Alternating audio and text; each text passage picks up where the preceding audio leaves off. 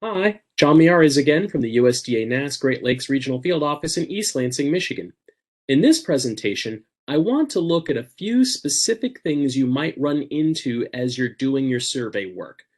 First, I want to look at how to change an ag tract to a non-ag tract, and then we can look at how we might change what was a non-ag tract in previous years into an ag tract this year because you learned that there is now a horse in the operator's backyard. Then we will look at how to go about submitting the segment level record once you have accounted for all of the tracts in the segment.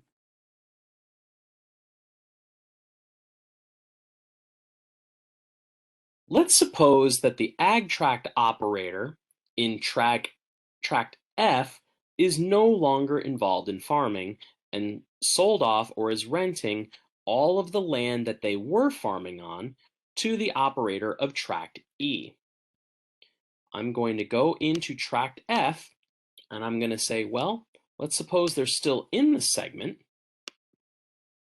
and we can account for this all here, still verify the address, but we're going to screen this operator out by answering no to all the screening questions.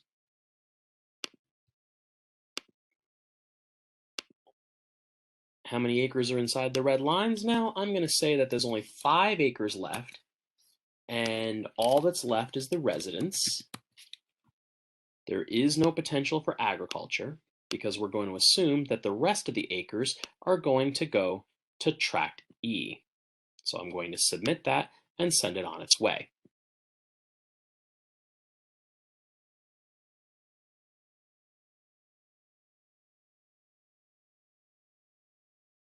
Let's suppose that I have an operator who last year was non-ag, but this year tells you that now they have a horse.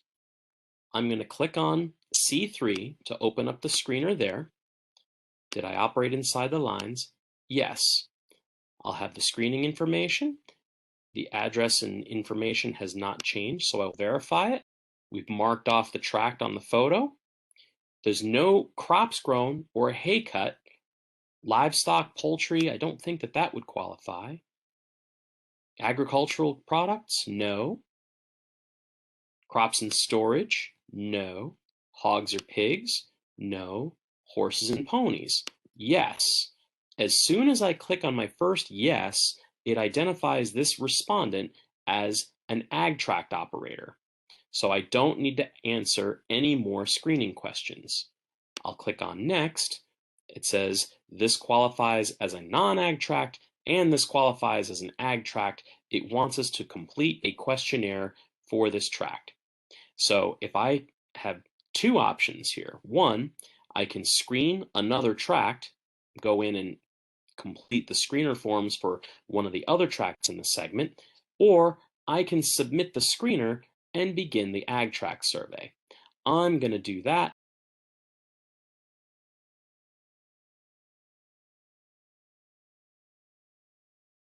I've just taken a non-ag operator and said that they have a horse in their backyard. So based on that, I am going to have to complete an ag tract questionnaire for this operator. So after I've completed the screener, we're going to submit the screener form and it's going to open up the ag tract questionnaire right away. The ag tract questionnaire is going to follow the same standards as you normally would see for most other questionnaires. I'm going to say that there's a 0.8 acre farmstead and that there's 2 acres of pasture. There's going to be no other crops here. Scroll through these real fast. There's nothing double cropped. I'll just leave that blank. We'll say section D was reported. Total acres, 2.8. Verify total acres equals tract acres. That should not be a problem.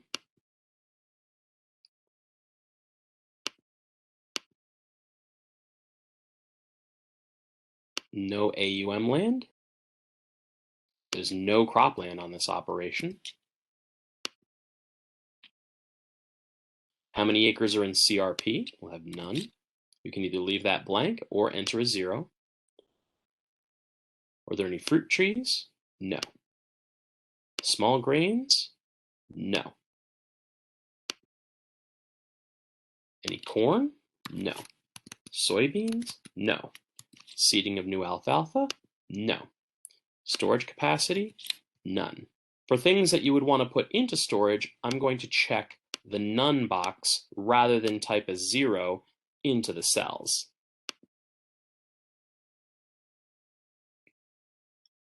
There were no stocks on hand, so we can leave that blank.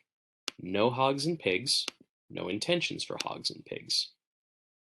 No cattle, no intentions for cattle. No sheep or lambs. No goats and kids. Yes, there was a horse. There was one horse, and it was owned. Will they have anyone on the payroll? No. Total market value, I'm going to say $280,000. That it was a decrease from last year of about 5%. How much is cropland? How much is permanent pasture? I'll say $1,500 for the pasture, that all the values in the building. Agricultural sales, none. Do they have any abandoned crops or anything like this? No. They wouldn't have any government payments. They don't have any cover crops. They have pasture and rangeland. We'll say 2 acres of permanent pasture. They don't have any field crops or any hay or any woodland crops. No nursery, no fruits, no berries, but they do have the horse, which was already recorded in section K, so I don't need to record it here.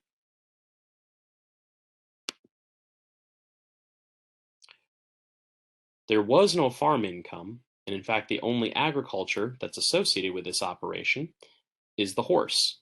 So I'm going to just click on that as a horse. Now we have the technology questions, which I'll be dealing with in a separate video.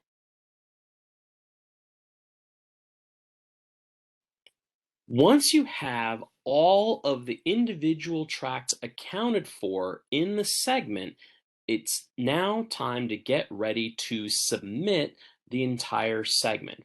You'll notice over on the right-hand side in the status that I have tract B is no longer in the segment, and remember they were replaced by tract G.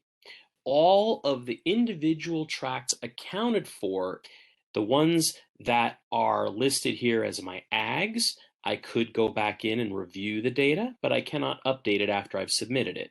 The ones that are non-ag will have their POIDs grayed out. In order to submit the entire segment, I first must click on the summary button. The summary button is going to let me know what I have accounted for in here, that the screeners have been completed and that the tract records have been completed. I also need to check to see whether I have accounted for all of my acres in the segment. My RADA is a little low, which tells me that maybe I have one operation that I should have been going a little bit bigger with, or maybe I'm missing a non-ag tract. So before I submit this segment, I'm going to add some extra waste in public areas to the segment. It looks like I'm about 35 acres off, or let's say 40 acres off from where I should be. So what I'm going to say, I'm going to add one more new non-ag tract to this segment. And again, I'm just making this up. It adds a new line. I have to click back on the screener. We'll say that we have here I have to put a new name, Town of Orford. And we'll just enter this information in here. We don't have much that we can add, but we can fix it there. Is there anything agricultural? No, no, no, no, no, no, and no, and no. How many acres are inside the lines? We're going to say it's 40 acres, and I will type in a description here that will say this is a gravel pit, town garage, general equipment, and waste. Does it have agricultural potential? No. And then looking at my list, we're going to call this obvious non-ag. I suppose we could call it government land, but I'll just call it obvious non-ag. And I will submit the survey. I need to wait for all of the data to make it all the way submitted before I can do everything here. Those numbers are going to go down to 0, and we won't have any more data to submit. Once I've added my last tract, I can go to my summary and I can see that the sum of the reported acres is now really, really close to the 634. I have 3 ag tracts. I have 4 non-ag tracts.